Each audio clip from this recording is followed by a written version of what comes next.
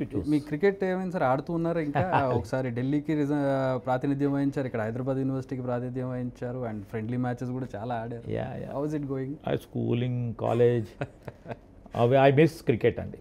I miss cricket. నేను political cricket బాగా ఆడుతున్నారు. మ్యాచెస్ చూస్తూ ఉంటాం. నిన్న కూడా Match మన ఇండియా ఆఖరి ఓవర్స్ చూడటం జరిగింది. We felt so happy. Shubman Gill first ever victory as a captain. I felt so happy. ఒక టెస్ట్లో ఓడిపోయాం, ఒక టెస్ట్లో గెలిచాం. అండ్ చాలా బాగా ఆడారు మన హైదరాబాదీ బౌలర్ ఆర్ ప్రాడిగి.